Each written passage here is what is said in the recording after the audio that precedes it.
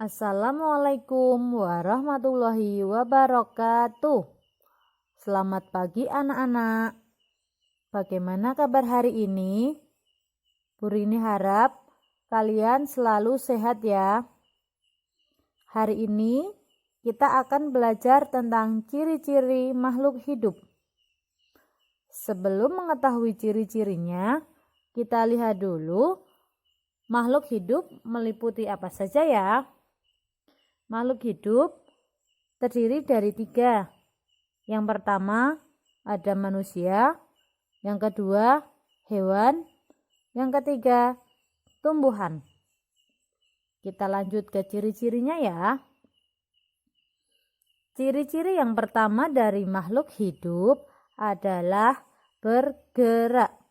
Setiap makhluk yang hidup itu pasti bergerak.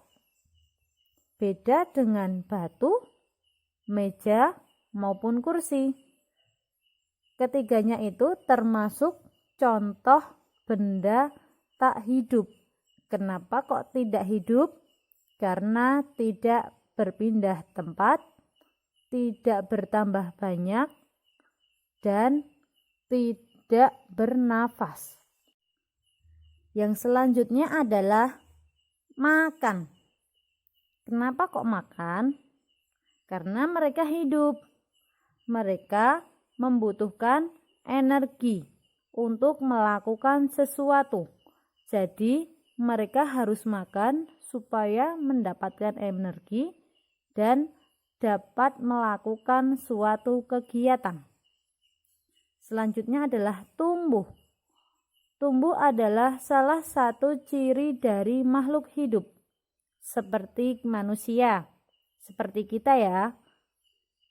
Kita dilahirkan dalam bentuk bayi.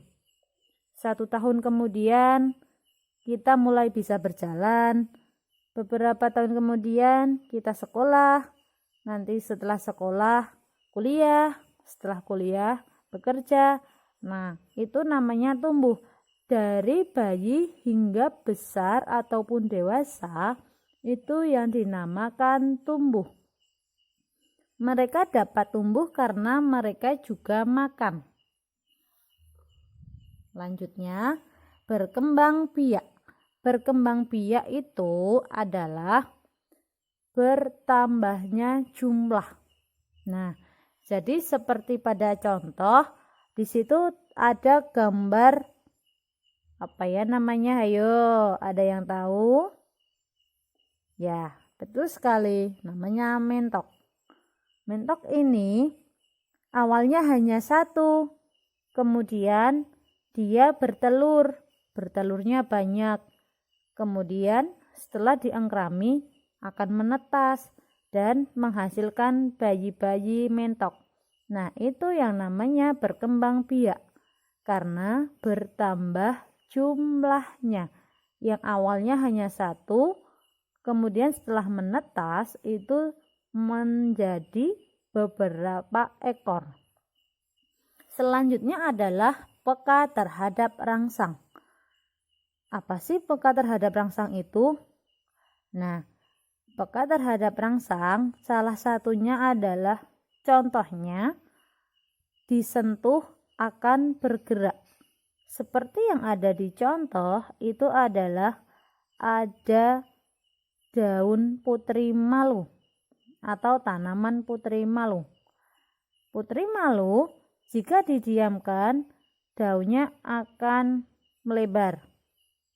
Tapi jika disentuh dia akan menguncup. Kenapa? Karena putri malu peka terhadap rangsang. Kemudian ada lagi kaki 1000. Jika dipegang itu langsung menggulung tubuhnya. Nah, itu karena dia takut nanti itu membahayakan dirinya atau tidak ya. Selanjutnya ada cara gerak hewan. Nah, ini ada beberapa contoh cara gerak hewan. Yang pertama, ini kalau yang di darat, Bu Rini kasih contoh gajah. Gajah itu berjalan. Cara geraknya adalah berjalan ataupun berlari juga bisa. Kemudian kalau yang di udara, Bu Rini kasih contoh kupu-kupu.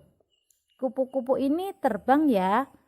Nah, walaupun sama hewan, tetapi cara bergeraknya berbeda. Kemudian ada ikan. Ikan juga iya. Caranya adalah berenang. Dia bergeraknya dengan cara berenang. Ketiganya sama-sama hewan, tetapi memiliki cara gerak yang berbeda. Kenapa kok berbeda? Karena tempat tinggalnya juga berbeda. Tapi persamaannya adalah mereka sama-sama hewan, sama-sama bernafas, sama-sama membutuhkan makan. Paham ya? Sampai sini ya. Kita lanjut lagi. Kalau tadi sudah menjelaskan tentang hewan, sekarang Bu Rini akan menjelaskan tentang cara gerak tumbuhan. Caranya tidak sama ya seperti hewan yang tadi. Kalau tumbuhan itu tidak begitu terlihat. Mereka tidak berpindah-pindah tempat, tetapi ada cara yang mereka gunakan, si tumbuhan ini gunakan untuk bertahan hidup. Yang pertama, caranya mereka bergerak itu bagaimana ya? Nah, yang pertama, tumbuhan bergerak dengan tumbuh ke arah cahaya.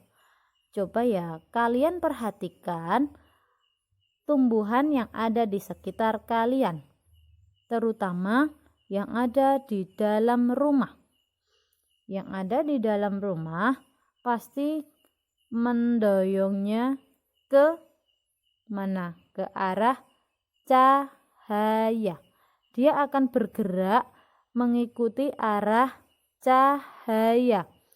Jadi dia tidak mencari tempat yang gelap, tetapi lebih ke arah cahaya.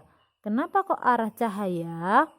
Karena dia membutuhkan sinar matahari untuk berfotosintesis, untuk bertahan hidup.